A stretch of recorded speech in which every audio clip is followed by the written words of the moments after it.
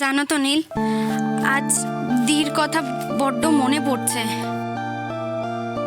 কত দিন হয়ে গেল দির সাথে দেখা হয়নি, কথা হয়নি। কেমন আছে দি কে জানে। আজ মনটা বড্ড অস্থির হচ্ছে দির জন্য। আসলে কলকাতায় সবসময় বৌদির সাথে থাকতে তো তাই। না না নীল, এই মন খারাপটা সেই মন খারাপ নয়। তোমাকে আমি বলেও বোঝাতে পারবো না। আসলে দি এখন মা হতে চলেছে। দির পাশে থাকলে আমার নিজেরই খুব ভালো লাগতো। আর ঠিক এই সময় আমি দিকে ছেড়ে দিল্লিতে এসে ট্রেনিং করছি। আমার কেন জানি না বারবার মনে হচ্ছে দি হয়তো বড্ড একা হয়ে যাচ্ছে। আসলে দিকে ছেড়ে কোনোদিন আমি একা থাকিনি তো, তাই একদম ভালো লাগছে না আমার। ধুর, আমি এসব কি ভাবছি। ওখানে তো সবাই আছে, দিকে সবাই খুব দেখে টেকেই রাখবে।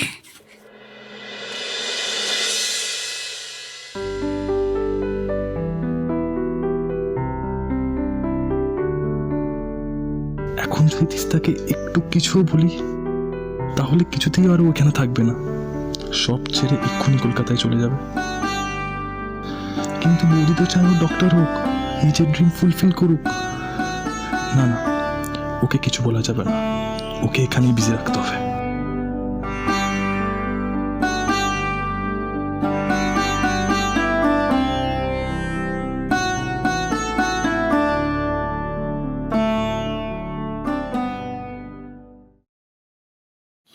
কি হলো, কি ভাবছো?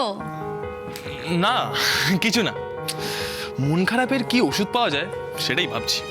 ধ্যাত, আরে ধ্যাত কেন, দেখো আমি তোমাকে ওষুধটা খাইয়ে যাতে তোমার মন খারাপ নয় সেটাই চাই। আর স্যাড ফেসটা না আমার একদম ভালো লাগে না, বুঝলে তো।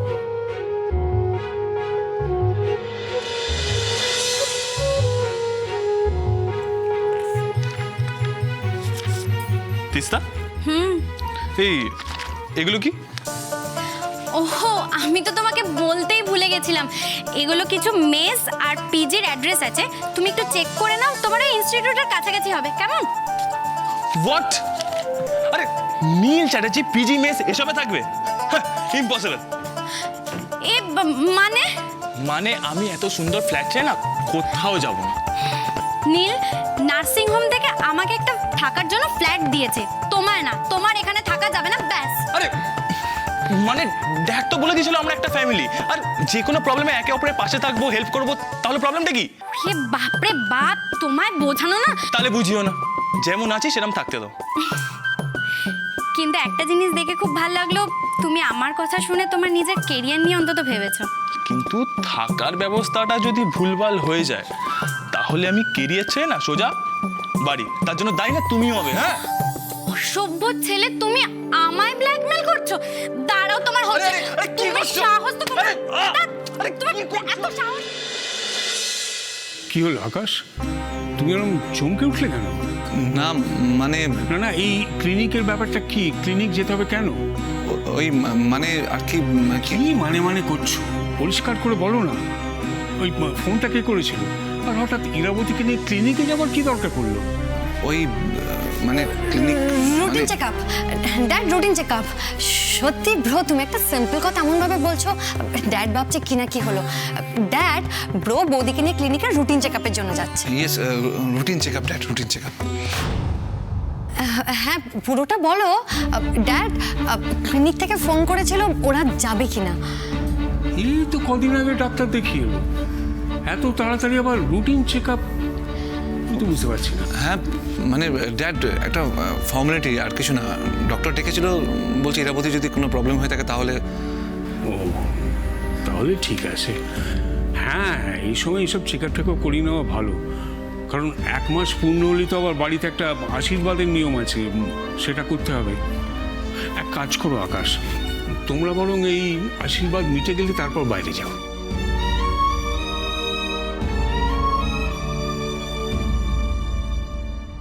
দিকে ঘুরতে যাওয়ার আইডিয়াটা ভালোই।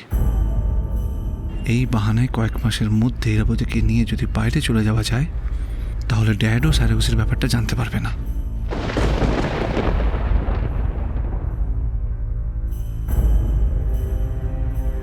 কি হলো, তুমি আবার কি ভাবতে বসলে?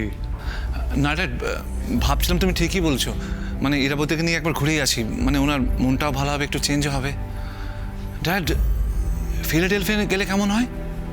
মানে ফিলাডেলফিয়ার বাড়িটা উনি দেখেননি, একবার দেখে আসতো আমরা কোথায় থাকতাম, আর একবার ওনাকে নিয়ে পুরোটা ঘুরতাম। বাহ, এ তো দারুণ আইডিয়া। হ্যাঁ, কি স্যান্ডি? হ্যাঁ ড্যাড, গুড আইডিয়া। ড্যাড, বলছি ঝিলামকেও নিয়ে যাব, মানে ইরাবতীকে টেক কেয়ার করার জন্য একজনকে তো দরকার, মানে সে যদি কাছের লোক হয় খুব ভালো হয়। এভাবে ড্যাডের থেকে সত্যিটা লুকোনো কি ঠিক হচ্ছে? হ্যাঁ, তা তো হয়। ঠিক আছে, সে তোমরা যেটা ভালো মনে করো সেটাই করো। ও স্যান্ডি, আমি তো আবার ইরাবতীকে চা করতে বারণ করলাম। তুমি কাউকে বলো না একটু যদি চা দেয় আমাকে। হ্যাঁ ড্যাড।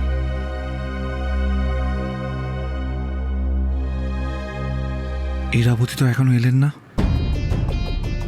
ঝিলামকে কি বললেন সবটা?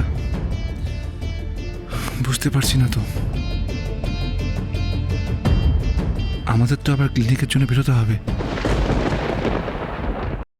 বাড়ির সিচুয়েশনও একই রকম, মানে বৌদির ব্যাপারটা ঠিক নেই, বুঝতেই পারছিস। সবসময় কেমন যেন আপসেট হয়ে থাকে, আর ব্রো জানি না কেন সেটা বুঝেও বুঝতে চাইছে না। আজ ওরা ক্লিনিকে যাবে আর ঝিলামও ওদের সাথে যাবে। এনিওয়ে, এসব কথা ছাড়, তুই কেমন আছিস বল? ঠিকঠাক থাকার জায়গা পেয়েছিস তো? আর তোর ক্লাস কেমন চলছে? আরে এতগুলো কোশ্চেন একসাথে বললে কি করে অ্যান্সারটা দিই বলতো? ঠিক আছে, তুই একটা একটা করেই বল তাহলে। সবই ঠিক আছে, থাকার ব্যবস্থা তো খুব ভালো হয়েছে, একবারে স্পেশাল কেয়ার, স্পেশাল ট্রিটমেন্ট পাচ্ছি বলতে পারিস। ঠিক বুঝলাম না, একটু ডিটেলে বল। নীল, আমি নার্সিং হোমে বেরোচ্ছি। এ কি, এখানে এভাবে এগুলো ফেলে রেখেছে? এটা তিস্তার গলা না? মানে তুই তিস্তার সাথে আছিস? ইয়েস। কি বলছিস? এটা কেউ জানলে তো। এই চুপ কর তো, তুই না এই আন্টিদের মতো প্যানিক দেওয়াটা স্টার্ট করিস না প্লিজ। এখন ফোন রাখ, পরে কথা বলছি তোর সাথে। Hello hello. নীল, নীল কি হচ্ছে এটা কি বলো তো? সারাদিন কাজ করতে করতে আমার মাথা খারাপ হয়ে যাচ্ছে, তুমি সারা ঘরে এভাবে জামা কাপড় ছড়িয়ে রেখেছো। নীল, তুমি আমাকে ক্লিয়ার করে বলো যে তুমি কবে নিজের ফ্ল্যাটটা দেখবে? আজ নয় কাল করতে করতে তো দিন কাটাচ্ছো। এরকম করতে থাকলে কিন্তু আমি বাড়ির সবাইকে জানিয়ে দেবো। রিল্যাক্স রিল্যাক্স রিল্যাক্স, কথার মাঝে একটু দম নাও, এক নিঃশ্বাসে কথা বলে চলেছো। না নীল, তুমি শোনো শোনো শোনো, তুমি চাও তো আমি এখান থেকে চলে যাবো? ওকে, আমি এখান থেকে আজই চলে যাবো, তুমি যা চাও তাই হবে। বাট তার আগে একটা রিকোয়েস্ট আছে, তোমাকে একটা ট্রিট দিতে চাই। ডান? কিচেনে ব্রেকফাস্ট রাখা আছে, খেয়ে নিও। আমি কিন্তু ওয়েট করবো।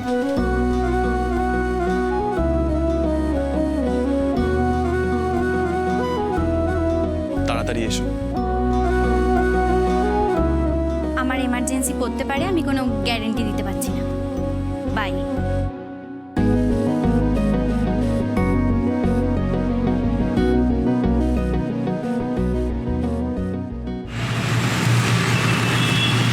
চিন্তার কোনো কারণ নেই, আমরা ঝিলামের সব টেস্ট করে নিয়েছি, ও একেবারে ফিজিক্যালি ফিট এবং হেলদি। ডক্টর, ঝিলির কোনোভাবে কোনো ক্ষতি হবে না তো? না না, কোনো ক্ষতি হবে না। নর্মালি মা হতে গেলে একজন যা যা এক্সপিরিয়েন্সের মধ্যে দিয়ে যান, ওনার ক্ষেত্রেও সেগুলোই ঘটবে।